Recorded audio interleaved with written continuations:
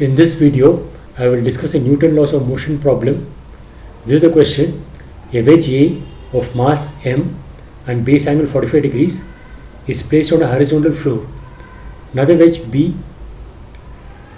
of same mass and base angle is set on the wedge A, and a small block C of mass small m is placed on upper horizontal face of wedge B. Initially the system is held motionless as shown in the figure. All surfaces in contact are frictionless. Find acceleration of the block C after the system is released. Acceleration of free fall is g. You can pause the video and attempt this question.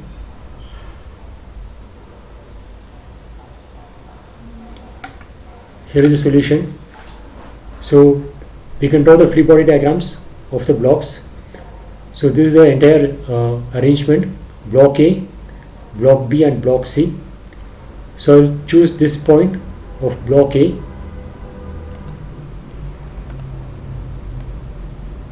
and for block B I choose this point of block B, and for block C I'll choose this point to study its motion. So the origin of x coordinate I am choosing here. So the coordinate of A block is x1, and x coordinate of B block is x2, and x coordinate of C block is x3. And A block does not have any y motion, it's on a horizontal floor, and y coordinate of block B and C are y2 and y3, and we have to find the acceleration of block C, that is a3. So since this block is on an incline, so that will give a constraint relation. The angle of the inclination is 45 degrees, so this angle is also 45, and this angle is this vertical distance, that is y2 or y3, divided by the horizontal distance, this length, that is x2 minus x1. So tan 45 is y2 divided by x2 minus x1. So, and tan 45 is 1. So from this, if you differentiate this thing twice after taking this denominator on the right side, we get a2x minus a1 equal to a. a2x is x acceleration of block 2, that is block B. Block 1, that is A block, will have only x motion, so a1 is same as ax1, and ay2 equal to ay3 equal to a. I am calling it a because the y motion, y coordinates of block B and C are same according to the points I have chosen. So this is one constraint relation that you have got. And now drawing the free body diagram of the individual blocks. This for block A. So the forces acting on its weight mg, and the normal reaction with the horizontal floor, and the normal reaction between the block B and wedge A, that is N2. And let it accelerate towards right with acceleration a1, and a1 is x1 double dot, so it is towards right. So writing the force balance equation in the horizontal direction, we get m into a1 equal to minus n2 by root 2. In this question, the angle of inclination is 45 degrees. So the components will be n by root 2, horizontal and vertical. So fortunately, since it's 45 degrees, both cos 45 and sin 45 are same. So you don't have to consider whether it's sin theta or cos theta. The component will be 1 by root 2 times the original vector.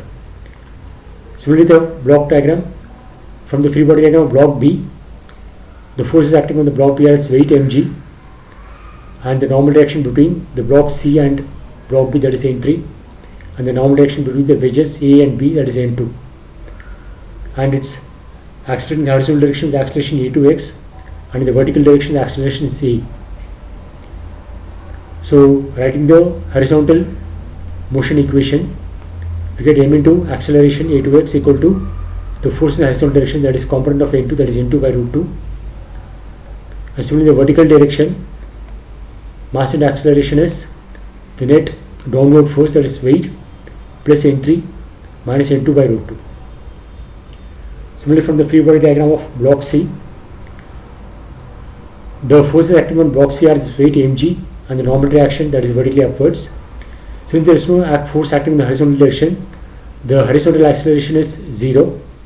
So the block C will have only vertically downward acceleration, which I am denoting as A, and the acceleration of vertical acceleration of block C and block B are same because they are in contact.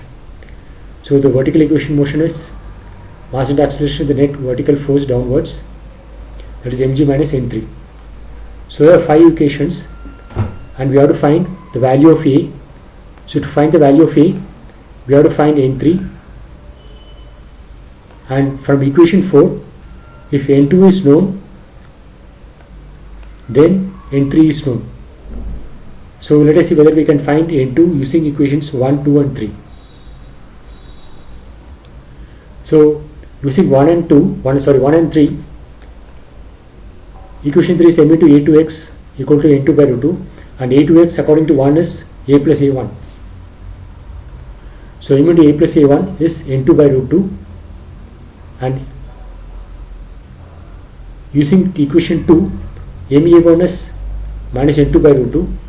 So using that we get m into a as n2 by root 2 twice, because m into a1 is minus n2 by root 2 according to equation 2. So using that we get m into a as twice n2 by root 2. So that is root 2 into n2. So from that we get n2 by root 2 as half of ma. So now n2 is being found in terms of A. Now in equation 4, if you use n2 in terms of A, we can find n3 in terms of A. So equation 4 gives ma equal to mg plus n3 and minus n2 by root 2 is half ma.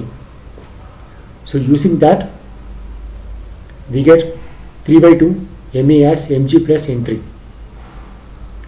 So now we know n3 in terms of A. So now from equation 5 we can find A, ma equal to mg minus n3, and n3 from here is 3 by 2 ma minus mg. So this is using this one. So from here we get A as, we can collect the A terms on one side. So from this we get A as this one twice m plus m into g divided by 2m plus 3m. So this is the final answer.